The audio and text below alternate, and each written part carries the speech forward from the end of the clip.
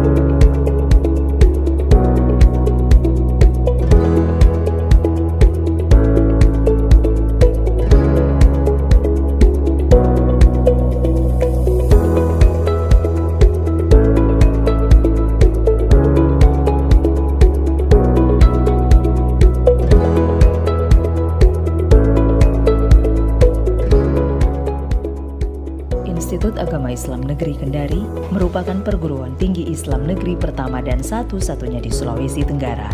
Terbentuk pada tanggal 21 Maret 1997 dengan nama Sekolah Tinggi Agama Islam Negeri atau STAIN Kendari. Kemudian bertransformasi menjadi IAIN Kendari pada tanggal 17 Oktober 2017.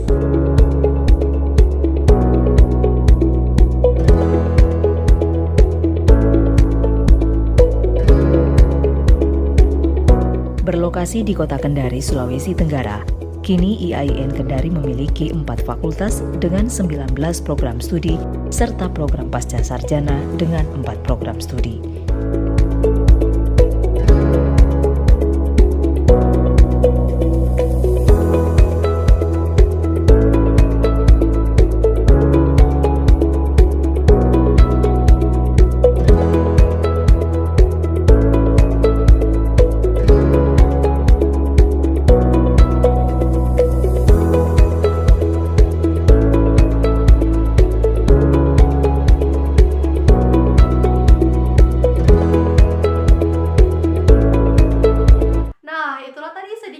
Dari profil kampus IAIN Kendari yang saya ambil langsung dari channel YouTube IAIN Kendari.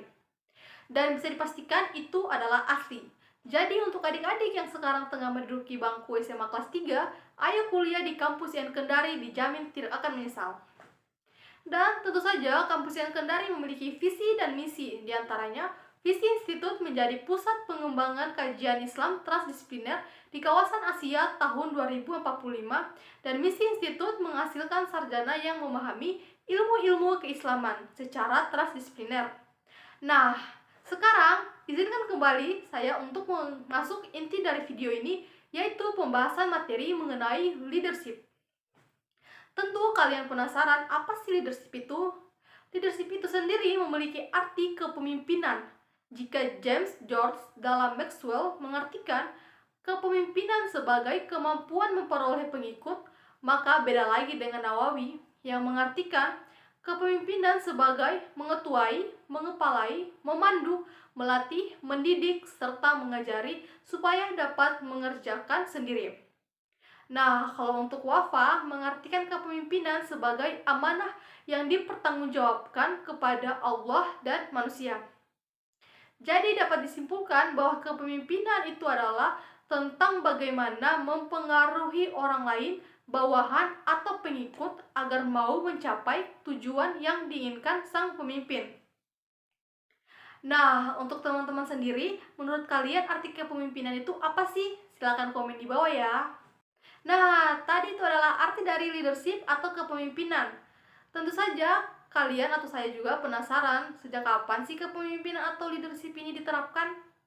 Jadi konsep kepemimpinan ini telah muncul di zaman Yunani kuno, Cina kuno, Babilonia, Mesir kuno, India kuno, dan Sufi di Persia.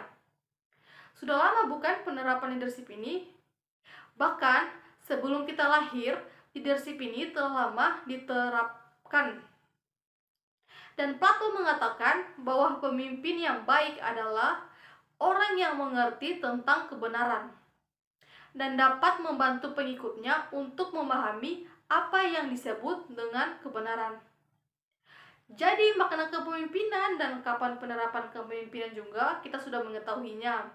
Selanjutnya kita melangkah pada gaya kepemimpinan.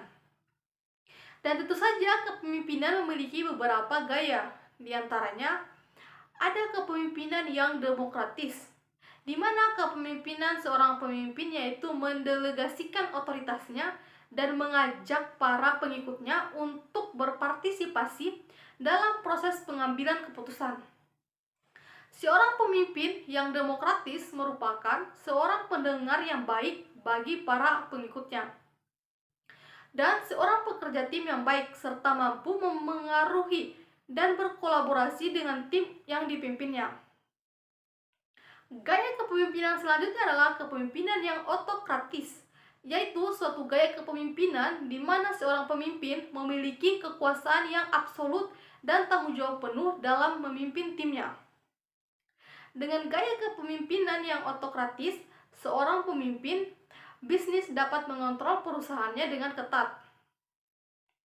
Gaya kepemimpinan ini layak digunakan ketika perusahaan sedang menghadapi krisis. Gaya kepemimpinan lainnya ada juga yang namanya kepemimpinan afiliatif, yaitu jenis kepemimpinan di mana seorang pemimpin memberikan saran-saran yang efektif dan mendorong anggota timnya untuk lebih aktif dalam memberikan ide dan pendapat.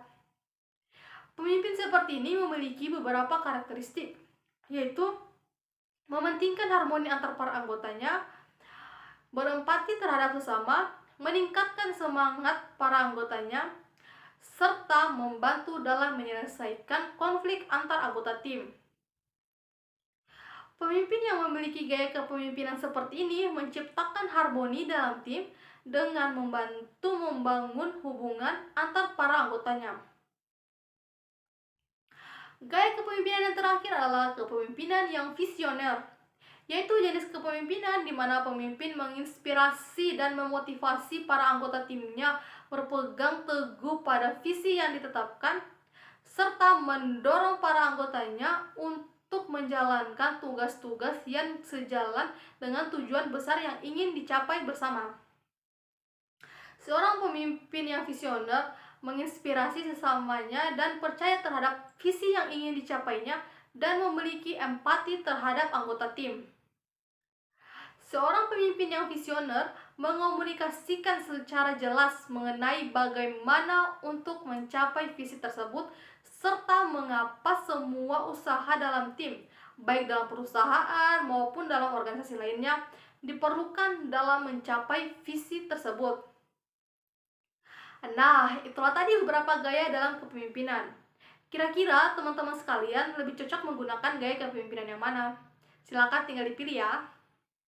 Selain gaya kepemimpinan, ada juga yang namanya kriteria dari kepemimpinan. Di antaranya, menurut Surbakti, kriteria kepemimpinan mencakup kecerdasan intelektual, wawasan terbuka, orisinalitas, netral, pengambilan keputusan, antusiasme, kekuatan, keberanian, integritas, kepercayaan diri, inisiatif, siap menjadi garam dan terang, serta siap menderita dan menghadapi tantangan, rendah hati dan jujur pada diri sendiri. Nah, itu tadi gaya kepemimpinan dan kriteria kepemimpinan. Selanjutnya kita akan membahas mengenai model kepemimpinan. Dalam ilmu manajemen, pada umumnya dikenal 3 model kepemimpinan. Di antaranya ada kepemimpinan yang karismatik, di mana model kepemimpinan ini berasal dari anugerah Tuhan, yang mana pemimpin tersebut mempunyai kemampuan yang luar biasa, magnet yang kuat, dan adanya ketertarikan emosional yang kuat dari yang dipimpin kepada pemimpinnya.